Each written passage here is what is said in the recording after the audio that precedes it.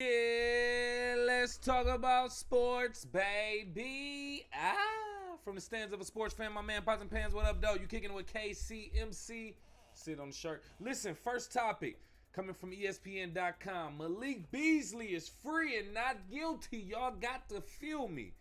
He's no longer a target of the federal gambling investigation conducted by the Eastern District of New York. His attorney, Steve Haney and Mike Schachter, told ESPN on Friday, potentially reopening free agency for one of the NBA's top shooters. Haney and Schachter told ESPN that they had extensive conversations and meetings with the Eastern District of New York and received determination on Beasley not being considered the target after allegations regarding gambling on NBA games and prop bets during the 2023 and 2024 season.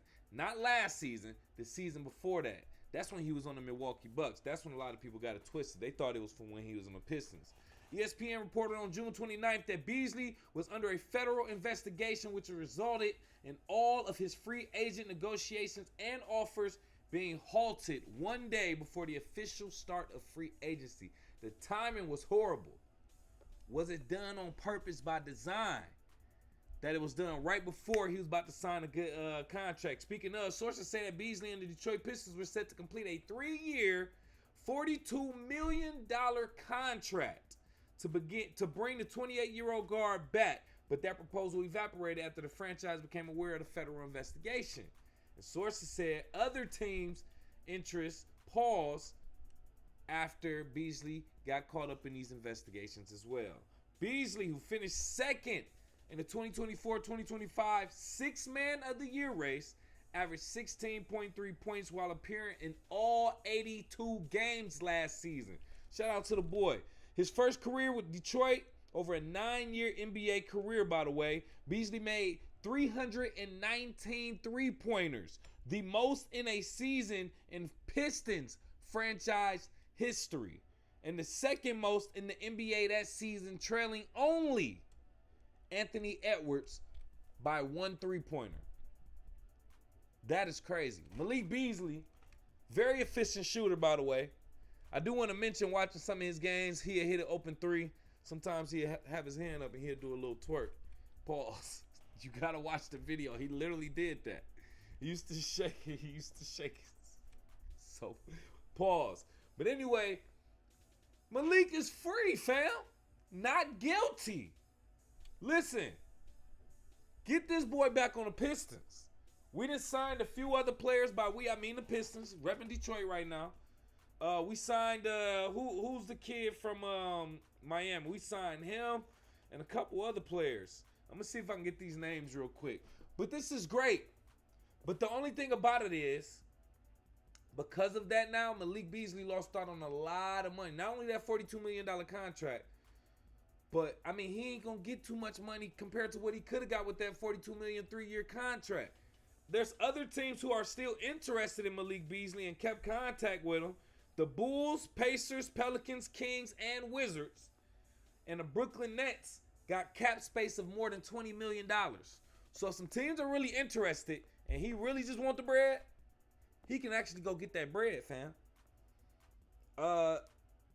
And what was another thing I wanted to bring up? I forgot what it was. But the crazy thing, so listen. Detroit signed Duncan Robinson, Karis LeVert, and Javonte Green. That gives us more people on the wing and the guard side. That's what I wanted to talk about. So as a result of signing Karis LeVert to the full mid-level exception, the maximum Beasley can sign with the Pistons is for $7.2 million. Now listen, this is from the stands of a sports fan. I want to say, we don't care about the money. This is from the stand. We don't care about what players get paid because they don't got nothing to do with us. But the politics of the NBA and how everything fell in regards to right before the free agency, right around the time he was supposed to sign this contract, and then now the most you can sign for is $7 million with the Pistons? Super bogus. I might have felt like somebody in the Pistons set me up. I'll go ahead and get your $20 million with the Nets, Malik Beasley. I ain't gonna lie. I want you to stay on the Pistons. Clutch shooter. But at the same time, it seems a little suspicious to me too. Beasley, I ain't even gonna lie to you. The timing of it all, the fact that I'm not even gonna say, we're not even gonna really say officially not guilty or free. We're just joking with all that. But they're basically saying he's not a target as of right now. So y'all did all this, slandered my name, and now I'm trying to go back, and I can't even get the most money that I was supposed to get. I might have to have a case against somebody for damage, slandering my name, loss of potential revenue. I don't know. I'm not a lawyer. But all I'm saying is MBZ is freezy. Free MB until it's backwards. MB is free. Let me know what you think, man. You think Malik Beasley is actually guilty? I know they played a lot of different clips of him doing some wild stuff for the Pistons. People thought it was when he was with the Pistons. But this was when he was with the Bucks, the 2023-2024 season. So that makes it even more interesting. But is he guilty from your perspective? From the stands of a sports fan. Let me know what you think. Go off in the live chat in the comments or call into the show 313-466-4386. Going to the next topic. This is still in the NBA as well. We got some interesting topics, by the way. Now I hate to talk about bad news for real. So we're gonna try to make this a little quick and smooth. Pause. Father of Jaylen Brown, man. This is coming from ESPN.com as well. Father of Boston Celtics star Jaylen Brown was accused of attempted murder in connections with a stabbing Wednesday night in Las Vegas. Quentin M. Brown, 57 years old, was arrested Thursday morning and booked into the Clark County Detention Center. He made his first court appearance Thursday afternoon and is due back Tuesday. His bail bond was set at $300,000. Las Vegas police said the stabbing occurred while two people got into an argument in a parking lot. Brown allegedly dinged the victim's car when he got out of the SUV, leading to an argument. According to the police report, Brown allegedly stabbed the victim multiple times after his back was turned. The victim was taken to a local hospital and is recovering from surgery. Brown's attorney said his client was attacked first and the stabbing was in self-defense. A four-time All-Star and 2024 Finals MVP, Jaylen Brown has played for the Celtics since being drafted in 2016. It's unfortunate that they got to make this connection to them two at this time. Yes, it's only a big story because your son, Jaylen Brown, and the MVP that he is, and an all-star as well as he has a ring. He's a champion, Jaylen Brown. So the fact that they had to make this a big story by connecting them, that's what media does. So I'm not even gonna necessarily get at them. But listen, if it's in self-defense, I get it. It's hard to beat it. Pause. Super pause. When you literally stab somebody in the back, which means they were not facing you, which means they could have been running away from you. So how are they still a threat to you, with that being said? So that's the scary. It's going to be hard to prove, big dog. It's going to be hard to prove. NBA players go through a lot during the season, off season, and we expect them as fans from the stands, we expect them to just perform. If you on the field or the court, just perform, pause. So that's the most difficult thing about this whole thing. I think the fact that Jaylen Brown got to have these talks in his head, people got to, ask him about it, and probably going to be asking about it in the news. Social media going to go crazy talking about it. That's the only thing I don't like about this. So, I don't like that for Jaylen Brown, but we'll see how this turns out. I don't know, man. I just don't want this to be a distraction for your boy Jaylen Brown. But let me know what you think, man. Should Jaylen Brown be helping his dad? Should he be bailing him out with it only being $300,000? Only $300,000? I don't know, man. I don't know the full story, man. There's a victim involved here that we have to consider. So, I don't know. While it's all jokes and entertainment here, let me know what you think, your thoughts on the situation, or if you know anything about the situation. Go off in the live chat in the comments, or you can call into the show, 313-466-4386. I got the phone lines right there. Don't play with me. Hey, man, listen, we got another topic we got to go through real quick. Keeping it in the NBA, as a matter of fact, man, we got to say, another one bites the dust. John Wall, man, I remember it like it was yesterday, man, when he first got into the NBA. This comes from YahooSports.com. Washington Wizards superstar John Wall is calling it a career.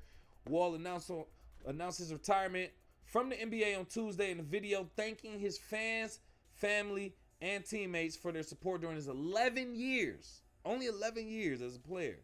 Wall said he's leaving the game with no regrets, saying, quote, "I gave this game everything I had," end quote. John Wall averaged 16.4 points as a rookie, finishing second in Rookie of the Year award voting. He put up similar production in each of his next 2 seasons before taking a step forward in his 4th year. He averaged 19.3 points and 8.8 assists during the 2013-2014 NBA season, earning his first All-Star appearance. It was his first of 5 straight appearances in the All-Star game. Wall also earned recognition for his defense during the 2014-15 season, making second team All-Defense. He notched his 7th place finish in the MVP voting during the 2016-17 season, averaging career high 23.1 points and 10.7 assists. He was off to a similarly strong start during the 2018-19 season before injury struck. Wall was limited to just 32 games in that season. During the offseason, John Wall fell at home, ruptured his Achilles, and missed the entire 2019-2020 season recovering. I didn't know you fell at the crib, dog, and ruptured your Achilles. That's tough. That's tough, bro. Nonetheless, had a great career in the NBA, man. I don't think nobody can deny that. Didn't get the chip, but it is what it is. 5 straight All-Star appearances. Didn't know that. Good to know. I remember him going from high school. He was like one of the first high school players that I remember that went viral on the internet, on social media. And he was doing this and all. Like, he started this. Like, he started that in high school, took that to Kentucky, and then took that into his rookie season as an NBA player. I remember that. So I'm like, yo, he was actually a whole era at one point. I'm not even gonna lie. Like, his hype from high school to college to the NBA, it was dope. It was good to see, but it's always sad to see players go on injury, man. On injury, dog. So, hey, man, shout out to John Wall. 11 years, 11 seasons. I didn't know it was only that, bro. That's kind of, I thought he did more, if I'm being honest. But, hey, man, listen, 11 seasons, and you went in there and made a mark, carried the franchise for a while, 5 All-Star appearances, man. It's something that your grandkids can stand on. Your family can stand on, man. You built a legacy. What you do with your money and you invest from here on out, man. Hey, I don't want to get into all that right now, but I just wanted to give my respect to John Wall for everything that he did in his career and the influence that he had. It ain't no doubt and no denying it, man. Should he get his jersey retired? That's the question. He got drafted by the Wizards, played with the Clippers. Jersey retirement with the Wizards. Not unless Gilbert Arenas' jersey is retired, and I don't think it is. I don't know if it is. Gilbert Arenas' jersey ain't retired, don't do John Wall. Gilbert Arenas first, then John Wall, if y'all gonna do that. If Gilbert Arenas' jersey is already retired, forgive me. But even then, I don't know about that, Johnny. But let me know what you think, man. Should John Wall's jersey be retired for the Washington Wizards? Go off in the live chat in the comments or call into the show. 313-466-4386. Speaking of real respect and a debate about jersey retirements, my dog, Derrick Rose, is getting his jersey retired from the Chicago Bulls. Let's talk about it. This is coming from NBA.com. Chicago Bulls will retire Derrick Rose's #1 jersey on January 24th, 2026 in a post-game ceremony on the court when the team hosts the Boston Celtics. The celebrations will feature a United Center atrium experience. And then they named the sponsors or whatever. God, I can't believe they did all that. Additional details about the ceremony will be shared at a later date. To celebrate the announcement, the Bulls will display graphics of Derrick Rose outside the United Center and in the atrium from 10 a.m. to 12 p.m. Fans can join in and celebrate Derrick throughout the season by attending 4 games, during which the Bulls will give away collectible Derrick Rose figurines at gates throughout the United Center while supplies last. The 4 figurines represent different chapters in Derrick Rose's Bulls career. The Rookie of the Year, that'll be given out November 4th, 2025 against the Philadelphia 76ers. They got the face mask Derrick Rose, MVP Derrick Rose, and the green jersey Derrick Rose. All eras of his career where I guess he did. Listen, let's just get into this. Derrick Rose, top 3, easily top 5, my favorite point guards of all time. Easily. Him and Russell Westbrook just off bat. Point guards, shooting guards, whatever you want to call it. Point guards or whatever. I think point guard. Yeah. Derrick Rose, one of my favorite point guards of all time. One of the most explosive players in NBA history, bro. Perfect word to describe him. It was him and Russell Westbrook simultaneously. In them late 2010s, late 2000s, early 2010s or whatever, from like 2007, 2008 to like 2012. Dogs on the court, bro. Worth every dollar to go spend. Derrick Rose played for a historic franchise in the Chicago Bulls. So for him to revitalize that franchise, make that jersey valuable again, it was beautiful, bro. Him being from Chicago, his story being the youngest MVP in NBA history. Bro, you got to listen, respect to Derrick Rose. All respect to Derrick Rose. As a fan, from the stands, do I want to personally see Derrick Rose's jersey in United Center amongst the greats? That number 1? Absolutely, bro. For what he did for Chicago while I was adult to be able to see it, I loved it. Subjectively speaking. Objectively speaking, from the stands of a sports fan, does Derrick Rose need his jersey to be retired in Chicago United Center amongst the greats? I'm sorry. The greatest ever. Literally on that same level? The one. Wait. We talking about a franchise that got 2 3-peats. The GOAT, Billy GOAT, and Michael Jordan. Why I even have to say that man's name? We already know.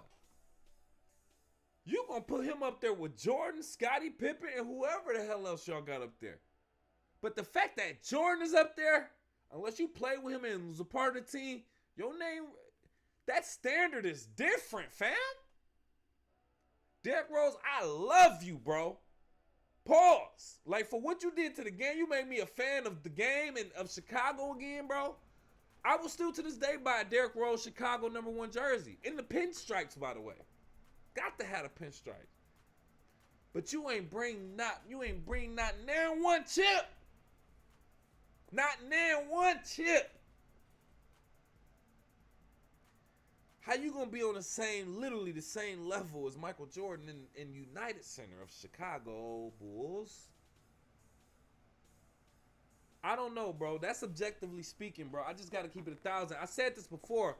We gotta do something about our standards of these jersey retirements, of these Hall of Fames, of these statues. We gotta check that there's levels to it. The Ring of Honor. Something like that. I don't know. Give him a Ring of Honor. Put his name across the joint or something like that. Where the stands, the second level joints it. That's still honoring my dog. But you can't be on the same level of Michael Jordan. Come on, bro.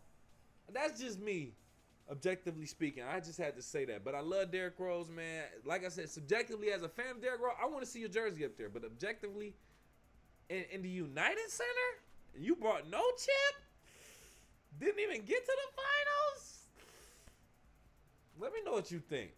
Go off in the live chat in the comments or call into the show. 313-466-4386. I just had to say that, dog, because it's like, fam, like, what are our standards now? I don't know. Let me see. Let me put this up. All right, yeah. All right, cool. All right, so we got another topic in the NBA. Nope, no, not in the NBA. Not in the NBA. We got another topic though. I can tell you that. This is moving. This is where things get interesting. This is coming from CNBC.com. Oh man, see. Now we got the wrong thing up. That's what it is. You know what? Let's keep it. Let's keep it. Robinhood announced Tuesday that the online broker is launching new prediction markets for professional and college level football. Customers will now be able to trade on the outcomes of the most popular NFL and college football games on the Robinhood app. Robinhood said those games would include regular season pro matchups and all college Power 4 school games. The prediction markets are currently rolling out and will be available to customers in the coming days, with plans to launch the first 2 weeks of the regular football seasons and eventually weekly matchups. The new move comes as Robinhood is aggressively expanding its prediction markets and wades deeper into the sports wagering arena. It's on its second quarter earnings call last month. Chief Financial Officer Jason Warnick said the company is seeing its strongest engagement in sports wagers, with CEO Vlad Tenev adding that the company sees a big opportunity in sports betting. The broker added that the football prediction markets will differ from sports betting, allowing buyers and sellers to engage with one another to set the price. Robinhood said it expects the football prediction markets to be tradable every day between 8 a.m. and 3 a.m. Eastern Time. Damn. That's crazy. It's 19 hours a day. Wow. Okay. So what we're really talking about is prediction markets. Robinhood, which is an app where you will go buy stocks and trade and do stocks and bonds and trade markets and buy and sell and all of that. But now they're getting slowly into the sports wagering world through legality right now. So they're saying basically we are doing everything within the safeguards of the federal regulations of our trading commission, of the trade, what we can possibly do as a trading app and business. We're not really gambling anything. We're letting people who are interested in certain sports teams or whatever games to buy and sell stocks based on that current game, and if they think somebody's going to win or lose. Let me break it down about how it works, right? How does prediction markets work? Robinhood sets up a market for a football game. Let's say, for an example, Detroit Lions versus the Green Bay Packers. Instead of placing a bet in sports gambling, you buy or sell shares in an outcome. Let's say Lions win is some shares you can buy. Lions win. If lots of people think the Lions will win, the price of Lions shares will go up. But if people think the Packers will win, the price shares of Lions win will go down, because obviously the shares are saying Lions win, and if you don't think they'll win, a lot of people don't think they'll win, that price will go down. Trading happens between people, not against the house. Buyers and sellers set the price just like the stock market. If your outcome happens, you get paid out. For example, if you bought Lions win shares and they actually win, those shares will cash out at full value. An actual example in real time: Michigan versus Ohio State. Michigan win shares might trade at 60 cents per share, meaning the market thinks Michigan has a 60% chance to win. Ohio State win shares might trade at 40 cents in that case. If Michigan wins at that case, Michigan shares pay out at $1 and Ohio State shares go to 0. That's how it works. Robinhood, Fidelity, Merrill Lynch, whoever the case, y'all trying to ease and weasel your way into this sports betting world by just calling it stocks and letting buyers and stuff. That's smart. That's smart, and that's making people like FanDuel and DraftKings look at it like they over there lying. They really sports gambling right now, but they weaseling their way in through these little legalities. I'm not mad at it if I'm being honest.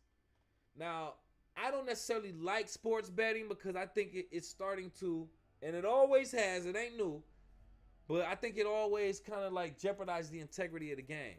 Athletes will tell you otherwise. I spoke to Lou Williams, former NBA player, Atlanta Hawks and such, 6th Man of the Year. I spoke to him on his Underground Lounge podcast on live on the Underground Lounge.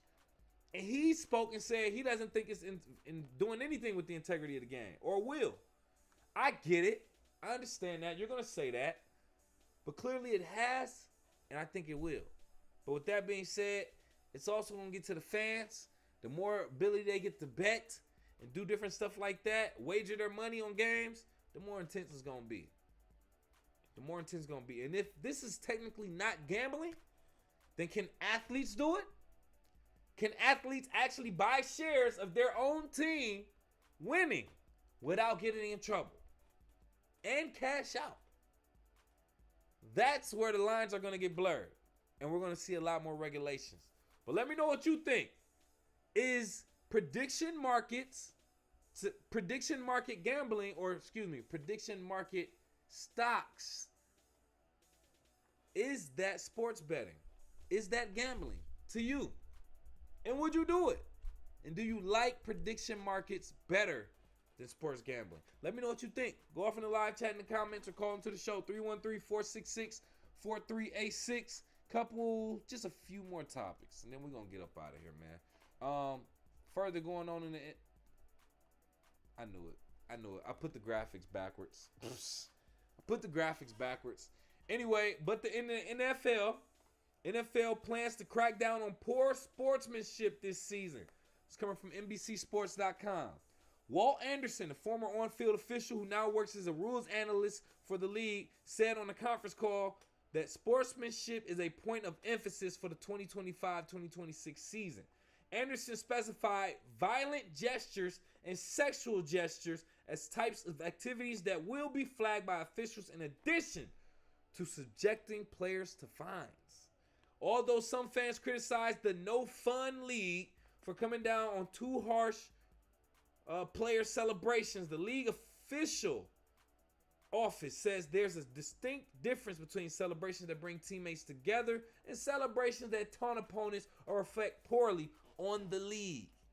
Officials will be tasked with making that distinction when enforcing the unsportsmanlike conduct rule this season. AKA, it is subjective and up to the referee and their mood. So all of that, throw a grenade, all of that, rifle and all that crazy stuff, that's out of there. Middle fingers, not to say that anybody was doing that, but they probably want the dog pen. The dog pen, I don't see nothing wrong with that. Dog pen, I don't see nothing wrong with that. Like, it ain't really that bad. Depending on what you're doing. If you go into the logo and doing it, yeah, it's a little bit unsportsmanlike. But other than that, it's not that serious. This is entertainment, man. Let us be entertained, bro. Like I said, if it's something crazy, a gun, you're aiming it at people, you're doing some other crazy stuff. Like, when I mean crazy, I mean unaliving somebody, logging out type activity stuff. Then yeah, man, you doing too much. But other than that, bro, let them entertain us after they score a touchdown. 200, 300 pound men running up and down the field, man. Let them go ahead and celebrate, bro. From the stands of a sports fan, we want to see the malarkey. At least I do. Let me know what you think. Go off in the live chat in the comments. Call into the show, 313-466-4386. Couple other topics, and I got to get up out of here, fam. I got stuff to do. In regards to a new sport, this literally like a brand new update. By the way, literally just came out like maybe an hour and a half ago, according to the Associated Press, APnews.com.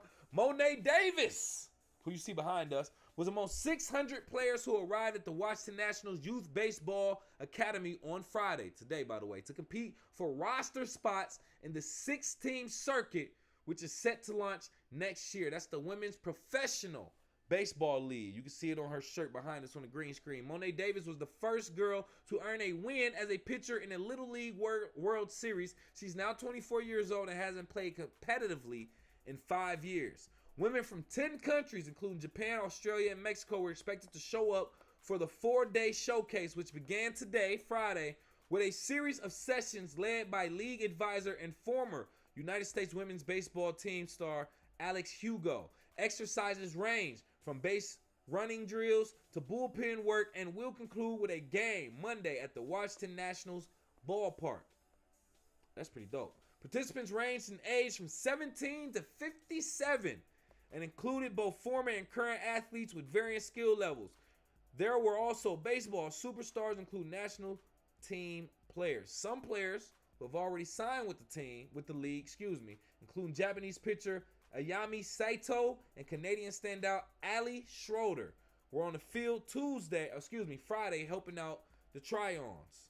Other coaches came from all over baseball. Tamara Holmes, who hardly imagined her 43-year career in baseball leading her to the first pro women's tryout in 80 years. There was one before. Holmes, who played for the Colorado Silver Bullets women's team from 96 to 98, was one of the coaches helping on Friday. Today, August 22nd, 2025, by the way.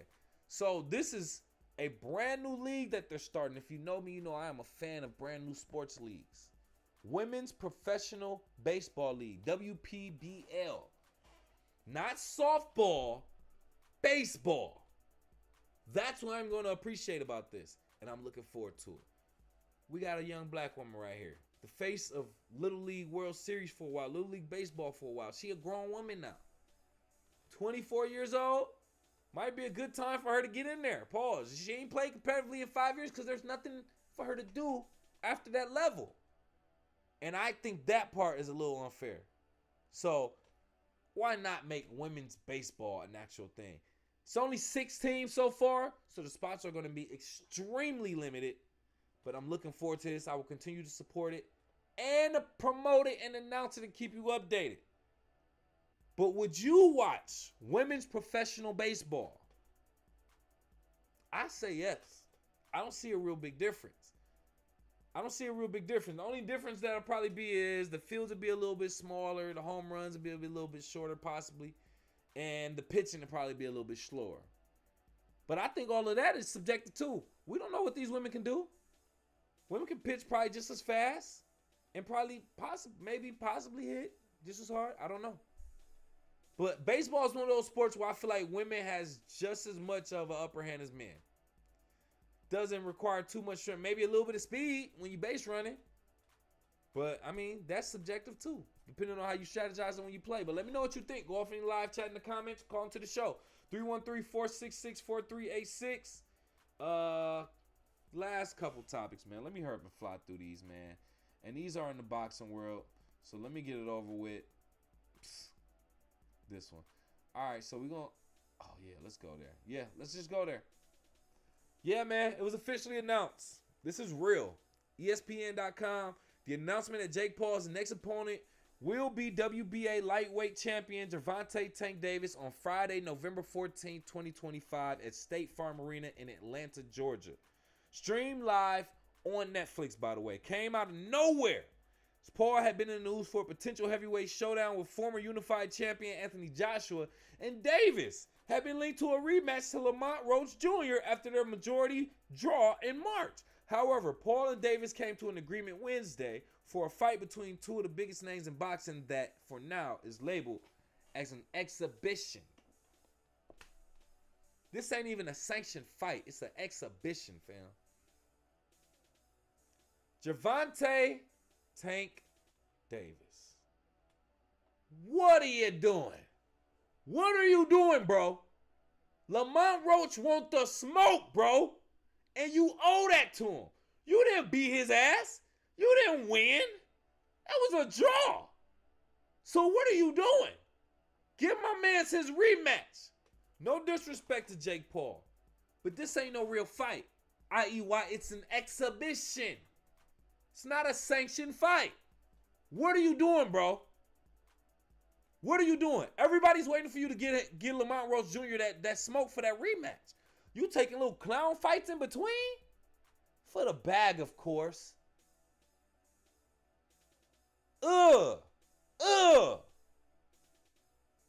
I don't like that, bro. I don't like that. No, maybe I'm bugging, but from the stands of a sports fan, if you're a real boxer, then box real boxers. No disrespect. Jake Paul is not a real boxer. Not to us. He's nitpicked his fights. He's fought former NBA players, retired MMA fighters, bro. We not taking this dude serious. Tank, let me tell you something. This is doing more to lower your stock than it is to Jake Paul. This is just raising his stock. I think they said a couple years ago, Jake Paul had wrote down a hit list of fighters he wanted to fight. Nate Robinson was on there. He scratched him off. The other two people he fought was on there. Tyron Woodley was on there, I believe. Fought him, I believe, twice and beat him. Timmy Fury. I don't know why he put Timmy. It should be Tommy Fury or whatever. He might have just rolled it crazy. And Gervonta Tank Davis was actually on there. And now he's actually fighting. Listen, fam. Tank, let me tell you this, bro. 30 wins, 28 knockouts. 1 draw on your record. Jake Paul, 12 wins, 1 loss, 7 knockouts. Tank, if you want us to take you serious after this fight, you better knock him out. You better knock him out, bro. If you do not knock Jake Paul out, I don't think I really want to see any of your fights after this. Like, I only want to see you fight Lamont Roach Jr. again. Other than that, I'm not impressed with you no more. I don't think athletes really realize some of the decisions they can make that can really turn people off from wanting to even be involved with you. I would actually pay for a fight at one point for you. I think I might have, but nah, I'm good. I'll go to somebody's crib and watch it for free. Bring a beer, maybe. But I don't know, man. This is Gervonta Tank. Should we even call you Tank at this point? Your name is Gervonta. With all due respect, bro. That ain't even disrespect, bro. Like, your name is Gervonta. Like, we might have to take the Tank out of there right now. Just temporarily, fam. This coming from a fan. But let me know what you think. Are you excited for Jake Paul versus Gervonta Tank Davis? Are you I'm going to see it. I'm going to watch it, obviously, because for one, I want to see you knock him out. For two, it's on Netflix. I get to watch it for free. I ain't even got to pay for it. So, yeah, I'm going to watch it. Well, let me know what you think. Go off in the live chat in the comments or call into the show. 313-466-4386. Just wrapping it up, man, about our other boxing match, which we all know about already. An actual real boxing match, by the way, Tank. This is a real boxing match. Canelo Alvarez versus Terrence Bud Crawford. Canelo Alvarez, 62, 2-2, 39 knockouts. Terrence Bud Crawford, 41-0 with 31 knockouts. Real boxers, Tank. They're going to be squaring off September 13th on Netflix. Shout out to Netflix. Unified Super Middleweight Crown is on the line at Allegiant Stadium in Las Vegas, Nevada, man. I got Bud Crawford, man. I like Canelo. I do want to see somebody get knocked out. But if I had to choose one, I'm going to choose Bud. And I just want to see somebody get knocked out. I don't care who that is. But let me know what you think. Go off in the live chat in the comments. Call into the show. 313-466. Show is over. Don't call in. Check this out, though. We about to get out of here. I appreciate you for kicking with KCMC. From the stands of a sports fan, per usual. You already know how we get down. Just kind of show me some love, man. If you got it for me, man, go off in the live chat in the comments. You call into the show. Don't call into the show. Excuse me. Hit the like button, subscribe button, the share button. Comment after the show. I will respond as well. And let me know your thoughts, man. Appreciate you again. Show that love. And we'll hop back on in a couple days, maybe, if the topic's popping. We out.